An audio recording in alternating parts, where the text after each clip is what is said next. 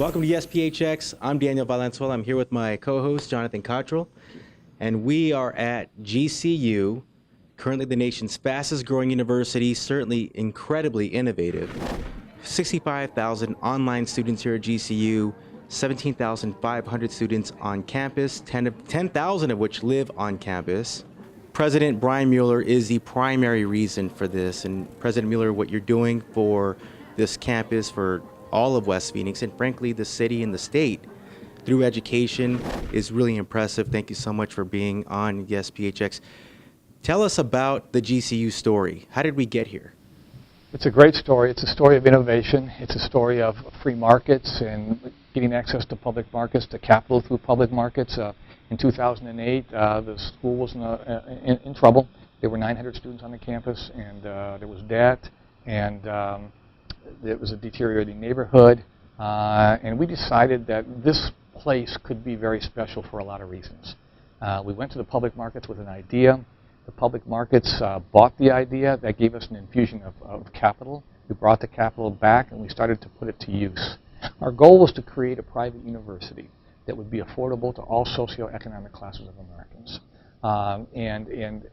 And so that's where it started. And so you saying there are 17,500 students on this campus right now with average incoming GPAs of almost 3.6 is a miracle. We were 900 students just 6 years ago. 65,000 students were studying worldwide online. Those things have happened, but the next part of the story was the transformation of the neighborhood, and you and I have been partners in that, and I know that's something you want to talk about. Yeah. Well, I appreciate it, and before we get there, I just want to mention, you just mentioned academically, the student body can compete with anyone in the state, and but civically, civic engagement, it's second to none. There's really a couple important parts of the student body. Number one, the credentials they're coming in with are tremendous, and so we are building a very, very strong student body here. The second part of that is that they're studying in very rigorous academic areas. We now have 9 colleges and over 220 programs, and our goal is that 70% of our students will study in science, technology, engineering, math, business, entrepreneurism. We want to become a student body that graduates 5,000 to 6,000 students on an annual basis and provides the workforce that will get companies encouraged to move their headquarters to Arizona, to Phoenix, and especially the West Side. That's the number one thing that they're looking for, is an educated workforce in those areas, and we want to be a big provider of that. Well, Brian, as Yes PHX, one of the things that we focus on is really becoming and being the most generous community for entrepreneurs. And there's no better embodiment and representation of that than you and what you've done here at GCU. Tell us a little bit about the impact that you've had, not just from an entrepreneur perspective, but also from a community engagement perspective. Well, we had to make a big decision in 2010 when we knew our financial model was going to work and we would have literally $1 billion to invest in a 7 or 8 year time frame in building a campus. Do you want to build it here? Or do you want to go to Scottsdale or Gilbert or Paradise Valley? That was the big decision, that we would build this campus in this neighborhood, which is largely a neighborhood of immigrants. But embodied in those immigrants is a tremendous amount of potential.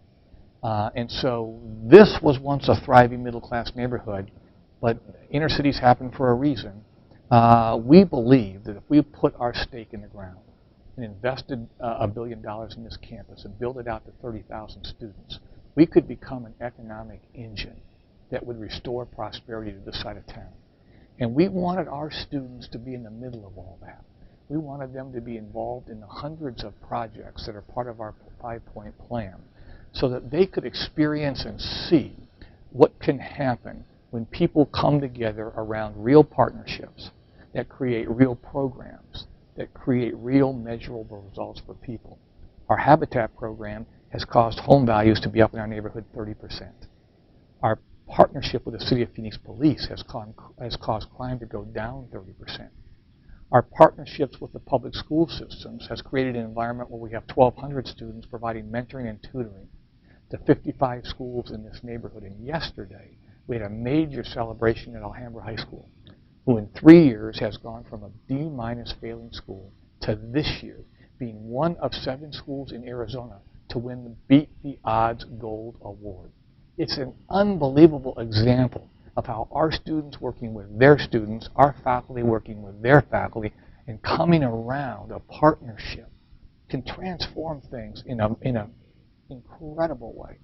And for our students to be in the middle of that and recognize and watch that transformation, we want that to be a big part of their education. And those are big statements, but Brian is still being very humble. The Habitat for Humanity partnership, that is for 700 homes in the community.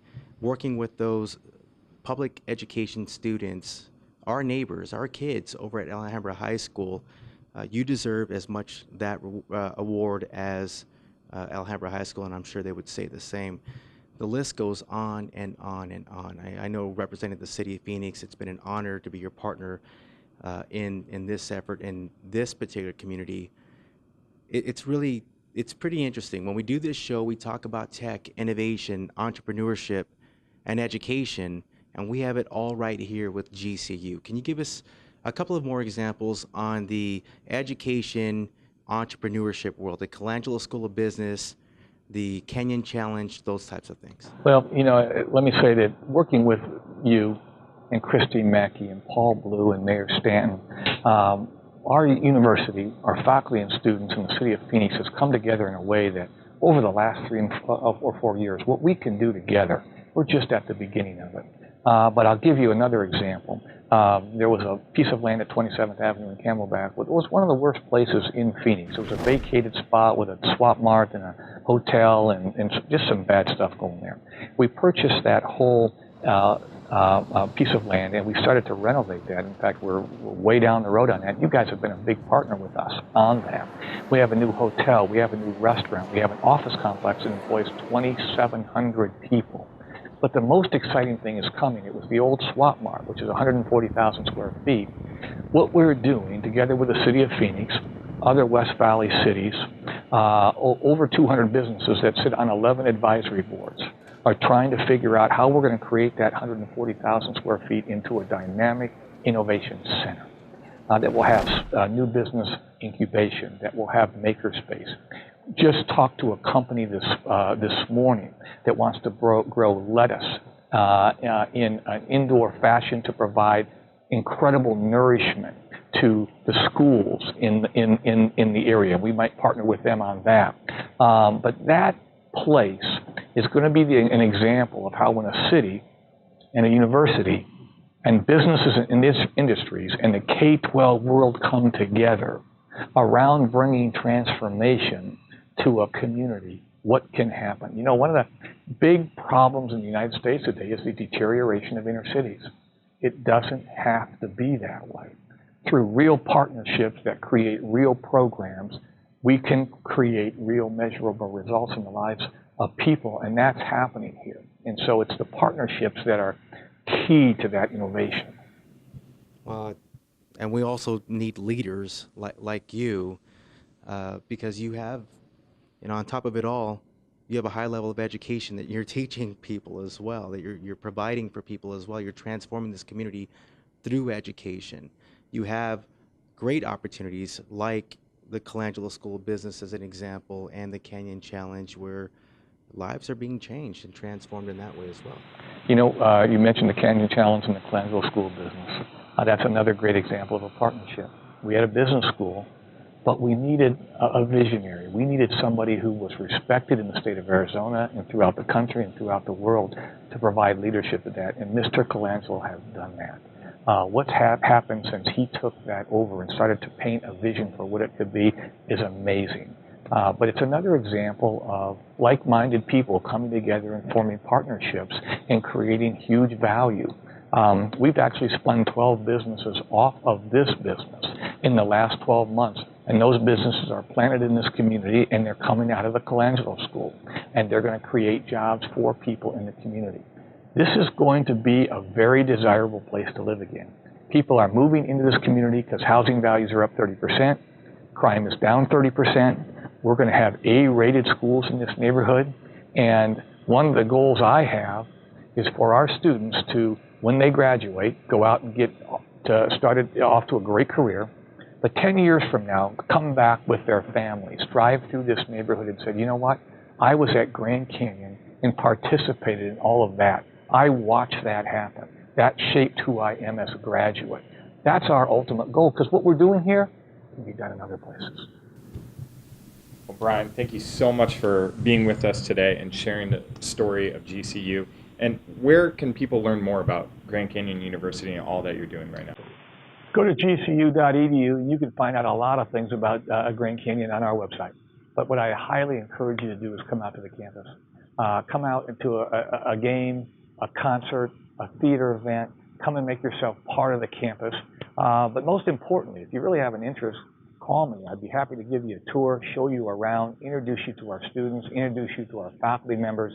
That's how you get a sense for what this community is and what this community can mean to Phoenix, and especially the west side of Phoenix. And that is just one more example why you are absolutely one of the most generous campuses in the nation as well. And we thank you so much for joining us on YesPHX. You can go to yesphx.com, follow the hashtag on social media. Thank you so much for being with us, Mr. Mueller. Thanks for having me, guys.